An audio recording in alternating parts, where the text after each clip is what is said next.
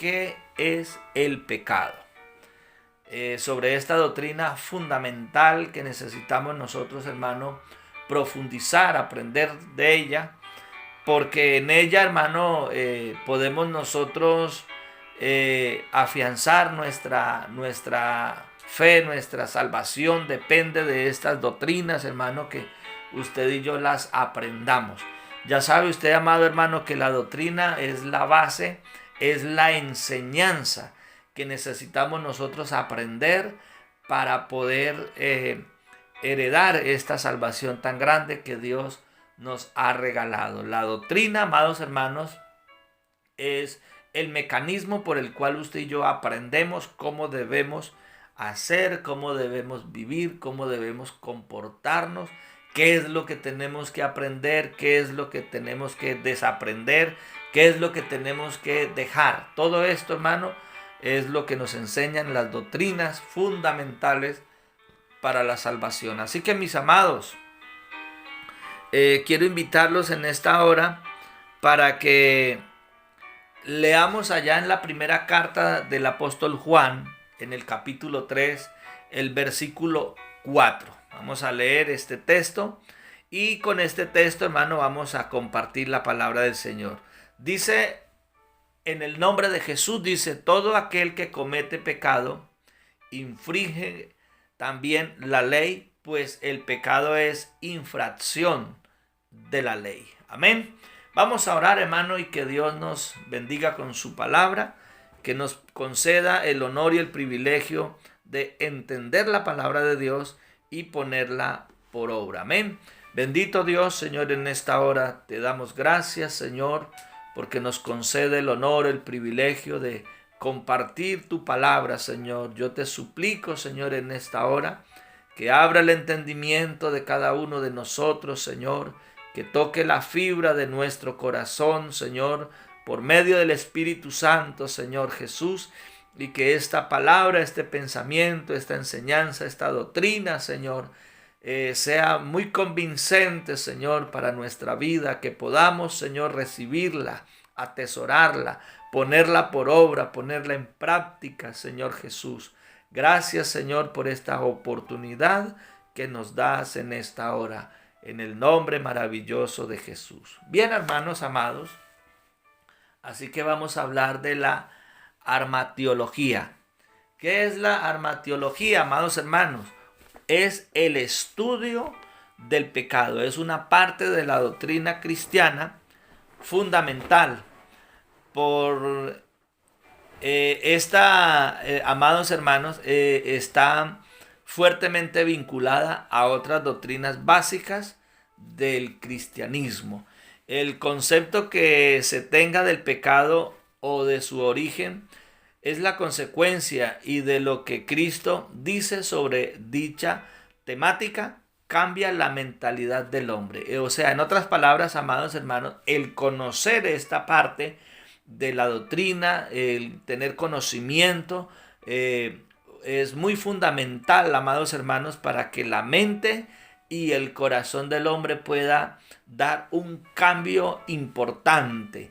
Un cambio en el sentido espiritual, un cambio que nos acerque a Dios, un cambio que nos aleje del mundo de pecado y nos acerque al mundo de la santidad, de una vida cristiana agradable delante de nuestro Señor Jesucristo. Amén. Yo creo, hermano, que en nuestro lenguaje tradicional o común, cuando hablamos del pecado, es bueno saber la consecuencia del mismo. Es decir, todas las transgresiones, todas las cosas mal hechas que hacemos nosotros los seres humanos, en determinados momentos, esto, hermano, dará una consecuencia o por lo tanto dará un resultado, el cual puede ser no agradable. Cuando se comete un pecado, o se infringe la ley o de alguna manera, amados hermanos, somos responsables de dichos actos, esto puede traer unas consecuencias irremediables. Por eso es importante, mis amados hermanos, nosotros aprender todo este tipo de doctrinas, porque al aprenderlas, al conocerlas, al saber su consecuencia, su significado, entonces nosotros podemos tomar la decisión de separarnos o apartarnos o alejarnos de dichas cosas para que nuestra vida de alguna manera sea aceptada delante de nuestro Dios. Dice el versículo 4 que leíamos: todo aquel que comete pecado infringe también la ley, pues el pecado es infracción de la ley. En otras palabras, hermano, en el momento en que usted infringe la ley o irrumpe la ley o la rompe, no la acata, la desobedece, la ley de Dios, pues esto se convierte automáticamente en un pecado grave delante de Dios. En otras palabras, hermano, el no obedecer los preceptos, los mandamientos, los estatutos, la ley que Dios ha establecido para que usted y yo podamos tener una relación con Dios, el momento de infringir la ley, de no obedecerla, pues nos hacemos automáticamente enemigos de Dios por no haber aceptado o no haber seguido las normas o los decretos o mandamientos o leyes o pretextos, como usted lo quiera llamar, pues esto hará que nos convirtamos automáticamente en pecadores. Y sabéis que Él apareció para quitar nuestros pecados y no hay pecado en Él. Todo aquel que permanece en Él no peca. Todo el que peca no le ha visto ni le ha conocido. Hijitos, nadie os engañe. El que hace injusticia es El que hace justicia es justo, como Él es justo. El que practica el pecado es del diablo, porque el diablo peca desde el principio. Para esto apareció el Hijo de Dios, para deshacer las obras del diablo. Todo aquel que es nacido de Dios no practica el pecado, porque la simiente de Dios permanece en él y no puede pecar, porque es nacido de Dios. En esto se manifiestan los hijos de Dios y los hijos del diablo. Todo aquel que no hace justicia y que no ama a su hermano no es nacido de Dios. Nosotros siempre hemos acostumbrado o tenemos por entendido que pecar delante de Dios es adulterar o fornicar o robar o matar, cometer un homicidio. Esto es lo que nosotros generalmente le llamamos pecado. Pero déjeme decirle, amada iglesia, amados hermanos y amigos que me escuchan, que hay pecados, amados hermanos, que nosotros pensamos o los seres humanos piensan que no es un pecado delante de Dios o que quizás es un pecado no tan grave. A veces dicen o piensan la gente, las personas, que una mentirita piadosa no es pecado delante de Dios. A veces se miente simplemente por cubrir algo o por evitarle de pronto un disgusto a una persona o a un ser querido. Pero déjeme decirle, amados hermanos, que delante de Dios toda mentira es pecado, por pequeña o insignificante que sea. Entonces es necesario, amados hermanos, nosotros tener en cuenta todas estas cosas. El pecado, amados hermanos, es una enfermedad que no tiene cura ni medicina humana. Solo Dios puede quitar la enfermedad del pecado, esa pudrición de llaga que hay en el cuerpo, en el corazón, en la mente de la humanidad. Allá en el libro de Isaías, profeta, en el capítulo 1, el versículo 2 en adelante, dice algo muy importante en relación, amados hermanos, a lo que estamos nosotros hablando sobre esta mancha de pecado o esta enfermedad. Dice: oíd cielos y escucha tú, tierra. ¿Por qué habla Jehová? Dice: crié hijos y los engrandecí y ellos se rebelaron contra mí. El buey conoce a su dueño y el asno el pesebre de su señor. Israel no entiende, mi pueblo no tiene conocimiento. Oh gente pecadora, pueblo cargado de maldad, generación de malignos, hijos depravados, dejaron a Jehová, provocaron a ira al Santo de Israel, se volvieron atrás. ¿Por qué querréis ser castigados aún? Todavía os revelaréis. Toda cabeza está enferma y todo corazón doliente. Desde la planta del pie hasta la cabeza no hay en él cosa sana, sino herida, hinchazón y podrida llaga. No están curadas, ni vendadas, ni suavizadas con aceite. Vuestra tierra está destruida, vuestras ciudades puestas a fuego, vuestra tierra delante de vosotros comida por extranjeros y asolada con asolamiento de extraños. Y yo creo, amados hermanos, que para el tiempo que estamos nosotros viviendo, para este tiempo de cuarentena, donde nos hemos visto de alguna manera obligados a quedarnos en nuestros hogares, en nuestras casas, y por alguna razón le echamos la culpa a algunos gobiernos, a algunas personas, a algunos médicos, a algunos científicos. Y yo quiero decirles algo, mis amados hermanos, que la palabra de Dios dice, por medio del profeta Isaías, dice en el versículo 5, dice, ¿por qué querréis ser castigados aún? Todavía os revelaréis. Dice, toda cabeza está enferma y todo corazón doliente. En otras palabras, mis amados hermanos, la consecuencia o digamos la reacción de toda esta pandemia, de todo este sufrimiento que estamos enfrentando todos, es porque, amados hermanos, la cabeza, el corazón de los seres humanos, de todos los hombres, está enfermo, está lleno de pecado, lleno de maldad, y esto ha provocado a ira el corazón de Dios. De tal manera que Dios, amados hermanos, de alguna forma Él nos ha dejado, ha abandonado al mundo para que el mundo, amados hermanos, de alguna manera puedan comprender y entender que necesitamos regresar a Dios, necesitamos buscar a Dios, es decir, necesitamos de alejarnos de todo peso de maldad, de todo peso de pecado y reconocer, dándole la prioridad a Dios como el ser más importante en nuestra vida, como algo indispensable para nosotros. Porque es necesario, amados hermanos, que reconozcamos y que busquemos a Dios para que vuestra tierra no sea destruida, para que nuestras ciudades, hermanos, no sean puestas a fuego y vuestra tierra delante de vosotros no sea comida por extranjeros o asolada con asolamiento de extraños, de esos virus, de esas pandemias, de esas enfermedades, amados hermanos.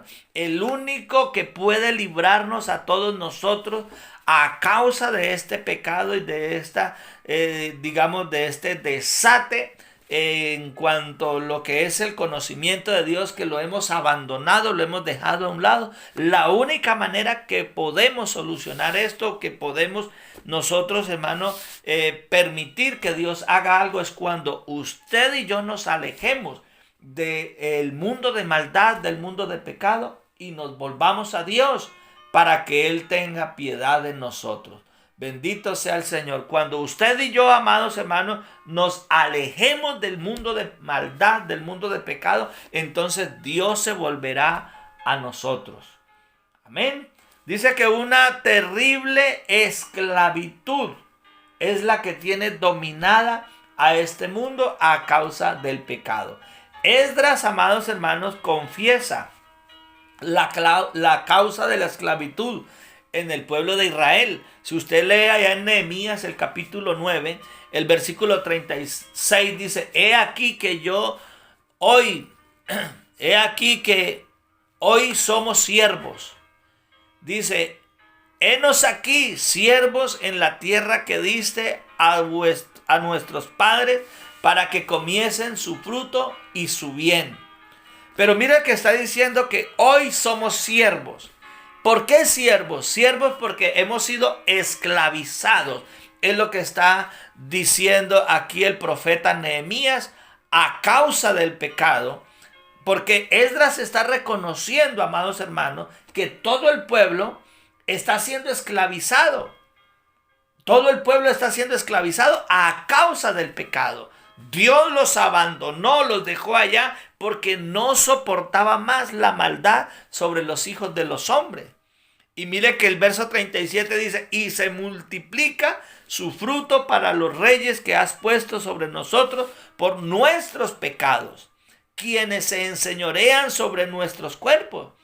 Es decir, amados hermanos, el pueblo estaba siendo llevado cautivo a causa no de Dios, sino a causa del mismo hombre.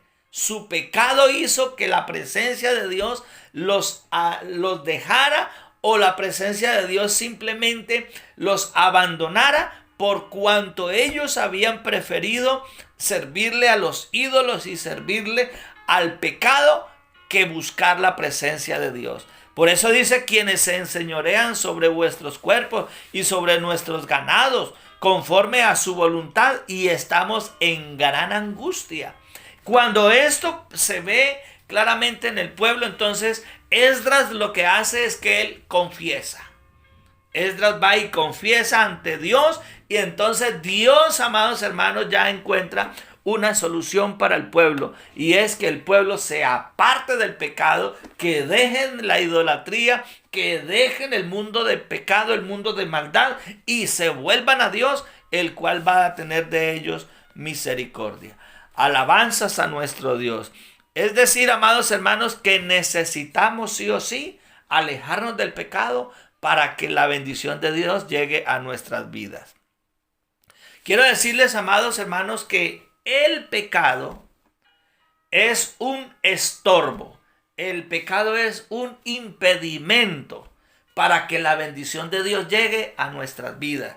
Miren, mis amados hermanos, Dios ha establecido para todos los seres humanos un momento de bendición, una vida de bendiciones, con muchos privilegios, con muchas bendiciones de parte de Dios. Pero a causa de un solo pecado, a causa de la maldad en el corazón del hombre, en la mente del hombre, esto ha hecho que la bendición de Dios se estanque. Esto ha hecho que la bendición de Dios se tarde. ¿Por qué? Porque Dios no puede habitar en medio del pecado del hombre. Dios no puede habitar en la maldad. Él no puede contaminarse. Él no puede compartir. Él no está de acuerdo con nuestras iniquidades y con nuestras maldades. Por lo tanto, la bendición de Dios no es que se quite, simplemente se estanca. Porque Dios ha prometido muchas cosas para usted, para mí, para mi casa, para su familia, para mi familia. Pero a causa de mi pecado, a causa de la desobediencia, la bendición de Dios ha llegado a un punto donde se ha estancado. Mire que dice en Jeremías capítulo 5, el verso 23 en adelante, dice: no obstante, este pueblo tiene corazón falso y rebelde.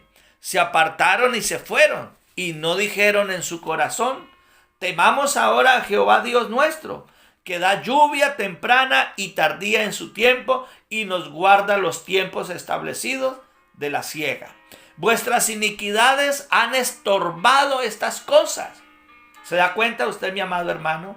La iniquidad estorbó que Dios mandara la lluvia. La iniquidad hizo que la lluvia, amados hermanos, dejara de llegar a su sitio.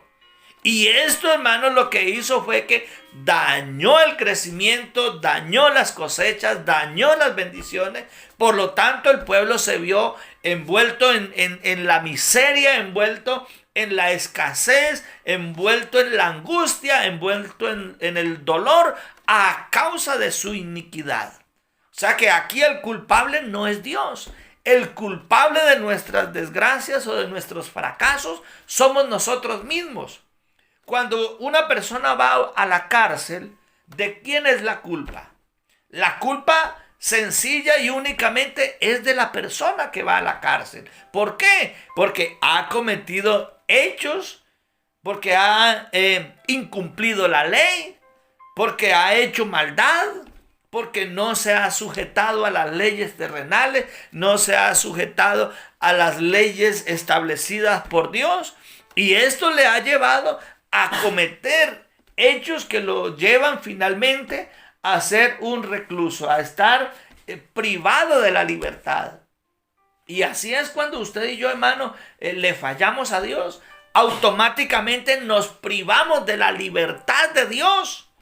La palabra de Dios dice: y conoceréis la verdad, y la verdad os hará libres. Pero ¿cuál libertad? Es la libertad, amados hermanos, de poder tener el gozo de nuestra salvación, de la vida eterna aquí en nuestra mente, en nuestro corazón, en nuestra vida. Bendito sea el nombre del Señor. Por eso dice: vuestras iniquidades han estorbado estas cosas, y vuestros pecados apartaron de vosotros el bien, porque fueron hallados en mi pueblo impíos. Acechaban como quien pone lazos, pusieron trampa para cazar hombres. Como jaula llena de pájaros, así están sus casas llenas de engaño. Así se hicieron grandes y ricos, dice ahí el profeta Isaías en el versículo 27 del capítulo 5 de Jeremías, perdón. Y Jeremías, amados hermanos, él está siendo usado directamente por Dios para que usted y yo en este tiempo, hermano, tengamos, digamos, la forma de comprender las cosas. Que veamos nosotros que las transgresiones, que el incumplimiento de la ley de Dios, el no acatar los mandamientos de Dios, puede ocasionar severas consecuencias en nuestra vida cotidiana. Por eso a veces a nosotros nos sucede que intentamos hacer cosas y pero todo nos sale mal. Y a veces nosotros mismos nos preguntamos: ¿por qué me sale mal? ¿Por qué a mí no me va bien? Y se nos ocurre la idea de echarle a veces la culpa a Dios. A veces le echamos la culpa a nuestros padres, o a nuestros hijos, o a nuestros familiares. Es que mis padres no me ayudaron, es que mi familia no me quiere. No, Señor, no hay que echarle la culpa a nadie. La culpa es mía, la culpa es nuestra. ¿Por qué? Por nuestras malas decisiones, por nuestro mal comportamiento. Esto es la consecuencia, que no veamos buenos resultados positivos en nuestras decisiones. Bendito sea el nombre del Señor. Mire que el versículo 28 dice: se engordaron y se pusieron lustrosos y sobrepasaron los hechos del malo. No juzgaron la causa del huérfano. Con todo se hicieron prósperos, y la causa de los pobres no juzgaron. Dice: no castigaré esto, dice Jehová, y de tal gente no se vengará mi alma. Es una pregunta que hace nuestro Dios. No castigaré esto, dice Jehová, y de tal gente no se vengará mi alma. Dice: cosa espantosa y fea es hecha en la tierra. Usted se imagina, amados hermanos, el concepto, la forma, el punto de vista que Dios tiene hacia los moradores en la tierra. Qué triste es saber que Dios piensa de nosotros, sus hijos, sus moradores terrenales, decir: cosa espantosa y fea es hecha en la tierra. Yo creo que, mis amados hermanos, deberíamos nosotros de reconsiderar nuestro comportamiento. ¿Qué estamos haciendo usted y yo para combatir el pecado? ¿Qué estamos haciendo usted y yo para alejarnos de las transgresiones, para dejar de incumplir la ley divina? ¿Qué estamos haciendo usted y yo, hermano, para ganarnos la confianza de Dios? ¿Qué estamos haciendo usted y yo para que la lluvia temprana y la tardía lleguen en su debido tiempo? ¿Qué estamos haciendo usted y yo para que nuestras cementeras, para que nuestros productos, para que nuestras finanzas, para que nuestra vida espiritual, para que nuestra vida cristiana, para que nuestra familia, para que nuestro hogar, para que todo lo que emprendamos nosotros sea prosperado? Bendito sea el nombre del Señor. Yo creo que necesitamos hacer algo. A mí me llama mucho la atención la palabra de Dios cuando nos habla de la historia de José. Aquel hombre, aquel joven soñador. A mí me llama mucho la atención porque la Biblia dice que este joven, amados hermanos, era prosperado todo lo que él tocaba. La Biblia dice que Faraón puso todo en manos de José. Y dice la Biblia que todo lo que José tocaba era prosperado, era bendecido, porque él hacía lo recto delante de Dios. Por tanto, la mujer del faraón, hermano, intentó en una ocasión seducirlo sexualmente, prácticamente violarlo a este joven. Pero él, amados hermanos, tomó la sabia decisión de huir de aquel lugar. Dejó a aquella mujer, amados hermanos, y le huyó al pecado, y esto le agradó a Dios. Aunque esto le trajo unas consecuencias a él, que fue puesto tras las rejas, puesto en la cárcel a causa de esa, porque de ahí sale una gran mentira de aquella mujer. Ella decía que él había tratado de abusar de ella y que le había incluso quitado hasta la ropa, pero esto era una vil mentira. Pero yo quiero decirle, amados hermanos, que la mejor decisión que él pudo tomar fue dejar a aquella mujer. Por muy bonita que fuera, él la dejó, no quiso dejarse seducir del pecado. Pero ¿qué será de nosotros, amados hermanos? Si se nos aparece una reina de belleza ahí, con medidas 60, 90, 60. Yo creo que es necesario, amados hermanos, analizar nosotros las cosas, mirar las consecuencias, lo que puede ocasionar un pecado delante de Dios. Una mentira, un desliz, como dicen muchos por ahí. Me equivoqué, me dejé llevar, me dejé seducir. Y no solamente en el aspecto o en el área sexual. Hay muchas cosas, amados hermanos, que pueden dañar la mente y el corazón del ser humano, que puede incluso dañar, destruir una familia, un hogar, un matrimonio, a causa, amados hermanos, de los impulsos, de los deseos de la carne, esas cosas que combatimos nosotros día a día, lo cual delante de Dios es un pecado. El pecado, amados hermanos, nos aleja de la misericordia de Dios. Y ese pecado, amados hermanos, es como una dura cicatriz que está en el corazón del hombre. Una cicatriz, amados hermanos, que nada la puede borrar. Es una mancha que está ahí, que está continuamente, día tras día, amados hermanos, con el deseo, con el propósito de hacernos caer.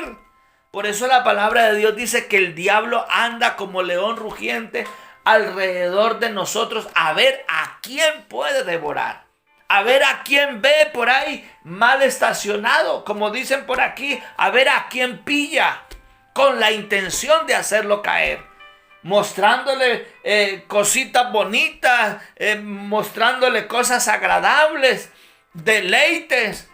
Pero hay poder en el nombre del Señor, porque esto, mis amados hermanos, hará un destrozo, no solamente en la vida personal de aquella persona, sino a nivel social, familiar y también económico. O sea que no solamente afecta la vida espiritual del creyente, sino que afecta a una sociedad, a una familia, a un hogar. Todo esto lo puede afectar por una mala decisión. Bendito sea el nombre del Señor. Mire que Jeremías 17:1 dice: el pecado de Judá escrito está con cincel de hierro y con punta de diamante. Esculpido está en la tabla de su corazón y en los cuernos de sus altares. En otras palabras, mis amados hermanos, esto había tallado ya en el corazón de cada uno de ellos.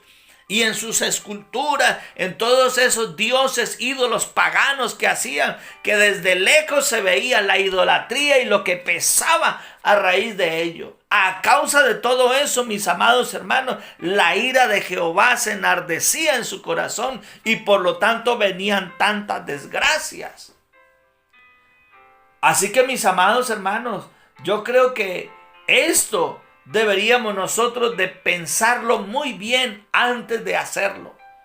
Mire que Miqueas capítulo 6 verso 13 dice: por eso yo también te hice enflaquecer, hiriéndote, asolándote por tus pecados. Comerás y no te saciarás, y tu abatimiento está en medio de ti.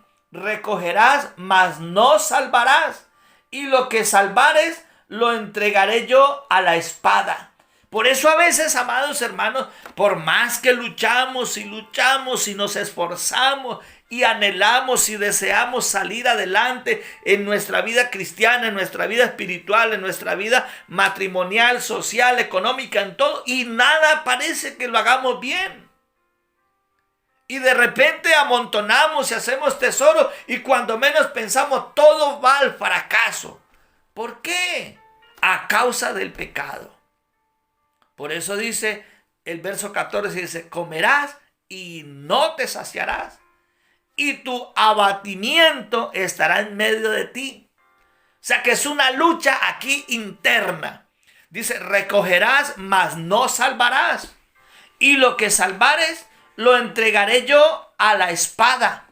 Dice: sembrarás, mas no segarás. Pisarás aceitunas, mas no te ungirás con el aceite. Bendito sea el nombre del Señor. Dice: y mosto, dice, mas no beberás el vino. En otras palabras, lo que quiere decir esto, amados hermanos, es que luchamos, pero no vamos a disfrutar de las bendiciones de Dios. No vaya a pensar usted, amados hermanos, que el amontonar tesoros o el tener riqueza, estos son bendiciones de Dios. No, Señor. La bendición más grande es sentir paz y sentir gozo en el corazón. La bendición más grande de Dios no solamente es tener salud, sino que saber que Dios está con nosotros. Esa es la bendición más grande. Yo creo que la bendición más grande de parte de Dios para nuestras vidas es saber, amados hermanos, que el día después de la muerte física vamos a estar con Él en las nubes, que vamos a estar con Él en sus brazos. Yo creo que esa es la bendición más grande. La vida aquí en la tierra es un ratico, es un momento. No pasa más de 70, 80, 90 años, como muchos 100. Pero después de esto, mis amados hermanos, viene una vida eterna que no tiene fin. Y solamente hay dos lugares, que es allá con mi Cristo o allá en el infierno. Solo hay dos cosas. Y para ir al infierno es muy fácil. Pero para entrar al reino de los cielos, dice la palabra del Señor, que la puerta estrecha, el camino angosto, pero hay que seguir por él. Por ese camino de la santidad, de la obediencia, de la sujeción, de la humildad, de la mansedumbre. Ese es el camino que debemos nosotros seguir y alejarnos de todo tipo de pecado. Bendito sea el nombre de Jesús. Perdón. Mira que la Biblia dice en San Juan capítulo 8, un día el Señor enseñándole a los judíos, le decía el Señor, allá en Juan 8:31, dijo entonces Jesús a los judíos que habían creído en Él: si vosotros permanecéis en mi palabra, seréis verdaderamente mis discípulos y conoceréis la verdad, y la verdad os hará libres. ¿Cuál verdad? La verdad es Jesucristo, amados hermanos. Él es la verdad. Mire que dice el verso 33, le respondieron: linaje de Abraham somos y jamás hemos sido esclavos de nadie. ¿Cómo dices tú seréis libres? Esa era la pregunta que hacían sus discípulos. Todos aquellos que estaban allí le decían al Señor: ¿cómo dices tú que somos esclavos? ¿Cómo vas a creer que necesitamos hacer algo para ser libres si nunca hemos sido esclavos? Pero ¿sabe cuál es el tipo de esclavitud que Jesús está hablando? Esclavos del pecado. Hay todavía muchos hombres y muchas mujeres esclavos del alcohol, de las drogas, de la prostitución, del lesbianismo. Hombres allá en su corazón, que es que enamorados de otro hombre. Hay poder en el nombre de Jesús. Mujeres enamoradas de otra mujer. Cuando eso lo demanda la Biblia, eso es un pecado gravísimo delante de Dios. Porque Dios estableció el matrimonio entre un hombre y una mujer. Si usted va a la Biblia dice que Dios hizo a Adán y a Eva. No hizo a Adán y a Esteban. Es muy diferente, mis amados hermanos. Hizo un hombre y una mujer. Pero los hombres, amados hermanos, se han dejado llevar por los deseos engañosos, por los sentimientos engañosos. Y ahora dicen que tienen que casarse. Hombres con hombres, mujeres con mujeres. Y esto hasta lo ha aprobado los gobiernos. Y eso es lo que causa, mis amados hermanos, que el corazón de Dios se moleste y no esté de acuerdo contra el desenfreno de la humanidad. Por eso dice el verso 34, Jesús le respondió, de cierto os digo, que todo aquel que hace pecado, esclavo del pecado es. Qué triste es ser uno esclavo de una botella de cerveza o de una botella de ron o de un simple cigarrillo que es así de pequeño. Yo le he dicho a algunas personas, pero usted tan grande y tan fuerte que se ve y se deja dominar de algo tan pequeño como es un cigarrillo. No, mis amados hermanos, Dios nos ha hecho libres. Si Dios nos hubiera hecho para que fuéramos fumadores, seguramente tendríamos una nariz por acá arriba para que pudiera salir el humo. Si usted se da cuenta, mis amados hermanos y amigos, el humo siempre tira hacia arriba. Y la nariz tiene el orificio hacia abajo. Eso quiere decir de que no hemos sido diseñados para fumar. No, Señor. Hemos sido diseñados, o esto ha sido diseñado, amados hermanos, para percibir el gran olor de la naturaleza. Bendito sea el nombre del Señor. Qué bueno, mis amados hermanos, que esta palabra, este pensamiento, le pueda ser de bendición a usted. El verso 35 dice, y el esclavo no queda en la casa para siempre, el hijo sí queda para siempre. Así que si el hijo os libertare, seréis verdaderamente libres. ¿Libres de qué, mis amados hermanos? Libres del pecado, libres de la contaminación. ¿Para qué? Para poder desatar, mis amados hermanos, o para permitir que la bendición de Dios siga fluyendo en nuestras vidas. Que podamos respirar paz, que podamos sentir gozo en medio de la tribulación, en medio de las enfermedades, podamos sentir el gozo de la salvación en nuestras vidas. Que a pesar de que vengan los tiempos difíciles, aunque vengan momentos tan caóticos, pero nosotros podemos sentirnos gozosos, felices, en paz, porque sabemos que aunque sea dura la situación, aunque sea devastador el tiempo que se vive, pero en nosotros hay una esperanza de gloria. Y es que Él, mis amados hermanos, va a estar con nosotros. Así que les dejo este pensamiento en el nombre del Señor Jesucristo. Les amo en el amor del Señor. Cuídense mucho, que Dios me los bendiga. Les envío un abrazo fraterno en el nombre del Señor. Y vamos a orar, hermanos, para que Dios nos ayude, nos bendiga. Y que esta palabra, mis amados hermanos, en el nombre maravilloso de Jesús, le llegue a su corazón y que usted, amado hermano y amigo, la pueda poner por obra y la atesore para su vida en el nombre de Jesús. Bendito Dios, Señor, en esta hora. Gracias te doy, Señor, por esta palabra leída, predicada a nuestros oídos, Señor. Te suplico, Señor, en esta hora por la vida de los oyentes, de cada uno de ellos, Señor, que esta palabra poderosa, Señor Jesús, llegue a sus mentes, a sus corazones, Señor, y que le puedan servir, Señor, para la salvación de sus almas, bendito Rey.